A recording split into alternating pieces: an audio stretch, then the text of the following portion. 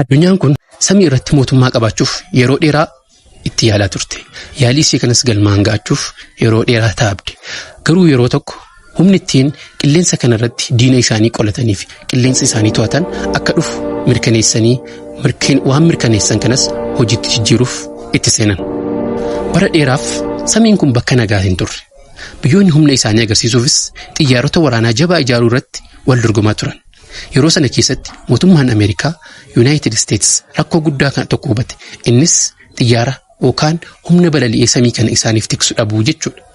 Humna kana argachuufis Profeesaroota garaagaraa wajjin mari'achuudhaan gara hojiitti seenan. Injiinaroonni MC Doonel Dooglaas hojii cimaa jalqaban. Guyyaa fi halkan hin boqonne. Yaalii hedduu jaalan.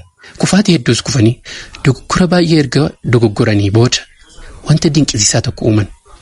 Innis bara 1972 keessatti yeroo jalqabaaf xiyyaara F-50 kan jedhamu hojjechuudhaan samii kana keessa balaliisanii samii kana to'achuu jalqaban.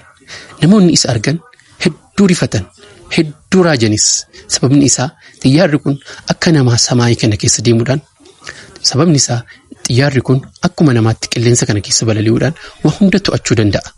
Akkuma namaatti diina adda baasee rukutuu waan danda'uufi jechuudha. Akka simbiraatti adamsee akka simbiraatti qabee nyaata waan ta'eef. Egaan xiyyaarri kun daqiiqaa muraasa keessatti saffisa olaanaa baay'ee qaba ture. Amala isaa keessatti saffisa olaanaa baay'ee qaba. Sa'aatii tokko keessatti kiiloomeetira 3,000 ol kan fiiguudha jechuudha. Samii kana keessatti dafee kan ol ka'uu fi addunyaa gaditti xiqqeessee kan ilaaluuf diina isaa hundumaa kan adamsuudha jechuudha. Dabalataanis xiyyaarri kun wayita waaqa keessa jiru yookaan hawaa kana keessa jiru wanti lafa kanarra jirus kan isa hin baane ta'uun yookaan kan isa hin dhokanne ta'uun cimina isaa keessaa isa tokkodha. Dabalataanis xiyyaarri kun yeroo hawaa keessatti ol ba'u wanti lafa kanarraa kan jiru diinotarraa ta'u kan isa hin dhokannee fi kan isa jalaa hin baane ta'uun jabina xiyyaara kanaa mirkaneessa. F-50 kun ija cimaa qaba jedhama. Raadaarii fageessee arga. Diina isaas fagootti arguudhaan diina isatti dhufu jalaa miliquus ta'e rukutuu danda'a. Utuu diinni isa hin argin dursee isa argaa jechuudha. Dabalataanis xiyyaarri kun waan kamiiniyyuu utuu hin tursin, utuu hin sodaatinii fi utuu hin dogoggorin rukutuu danda'a. Akkas jechuun humna qilleensa irratti isa dhufuu fi humna lafarra dhufu hunda salphaatti to'achuu danda'a jechuudha. Yeroo waraanatti seenu diina hedduu rukuta. Injifannoo guddaas galmeessa. Ofii isaatii immoo miidhaa xiqqoodhaan booda fayyaa ta'ee deebi'aa jechuudha. Namoonni addunyaa guutus kun waan addaati jedhanii raajeffachuu jalqaban. Argachuufis baay'ee itti taa'abaa turan. Ameerikaanis kanuma irratti hundaa'uun xiyyaara kana bakka lamatti baaste. Inni tokko F-50C/D kan jedhamu samii kana irratti hoggansa olaanaa qaba. Inni lammaffaan isa baay'ee jabaa fi isa olaanaadha. Innis F-50E Strike Eagle kan jedhamu yoo ta'u lafaa fi samii kana irratti to'annoo jabaa galmeessa.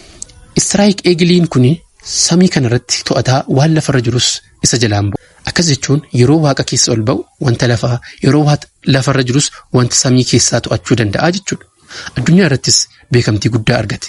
Sababni isaas amanamaa waan ta'eef, ciminas waan qabuu fi saffisa olaanaa waan qabuuf.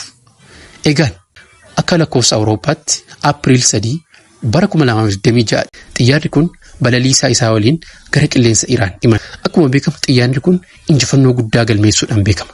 Garuu gaaf gaangeen abbaan baattu akkuma jedhamu guyyaa tokko inni adamsus adamfamaa ta'uu danda'a jechuudha. Xiyyaara kanas kan mudate kanuma. Akkuma amala isaa balaliisaa isaatii wajjiniin gara qilleensa Iraan imale. Yeroo imale garuu hojii isaa eegaluun dura hojiin dursee isatti eegale. Kunis raadaarii haaraa Iraan Raashaa irraa galfite S-400 jedhamuun adamfamuu jalqabe. Xiyyaara kanaaf haaraadha wanni kun. Xiyyaarri kun jalaa miliquuf yaalus miliquu hin dandeenye.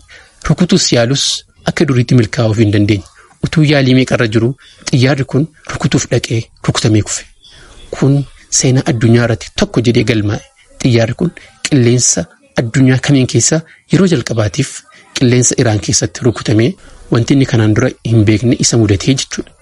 Egaan xiyyaarri kun gaafa rukutamu balaliisaan xiyyaara kanaa keessaa baraaramuu danda'ee jira. Haa baraaramu iyyuu malee daangaa Iraan keessa waan ta'eef barbaachitti seename. Ameerikaan nama balaliisaa kana qabeenaa fide $65,000 badhaasa jette. Iraaniinis gama isheetiin anis nama balaliisaa kana qabeenaaf nan badhaasa jechuudhaan wal dorgomuu jalqaban. Egaa jaalalli biyyaa bakka hundatti waan argamuuf abbootiin qabeenyaa Iraan keessa jiran utuu doolaara kana daddabalanii nama balaliisaa kana qabeenuu fide doolaara 100,000 kenninaaf yaada jedhu ragaan hundumtuu barbaachatti seenan. Xiyyaarri kun injifannoonni addunyaa kana irratti galmeessaa ture addunyaa Iraan irratti harkaa fashalaa'ee jira. Maqaa isaa duraan bakka dhaqe hundatti bifa bareedaadhaan addunyaa irratti galmeessaa turus maqaan isaa bifa hin taaneen yeroo ammaa kana qilleensa Iraan irratti waan isa mudateen addunyaa irraa dubbatamaa jira. Egaan yeroo hundumaa wanti yaadan akka yaadan namaa ta'uu dhabuu mala. Diinas xiqqeessanii ilaaluun gaarii hin ta'u jechuun kanarraa nuuf hubatama. Kabajamtoota dhaggeeffattoota keenya kun waa'ee seenaa xiyyaara Ameerikaa F-50 Eagle jedhamu irraati. Seenaa kana wajjin kan isinii waliin ture Annaas Raaroon. Seenaa kabiraa wajjiniin hamma walitti deebinutti nagaan nuuf tura. Mana keenyaaf yoo haaraa taatanis subscribe gochuun viidiyoo keenya like gochuudhaan yaada keessan immoo karaa koomentii nuun ga'aa jenna nagaan nuuf tura.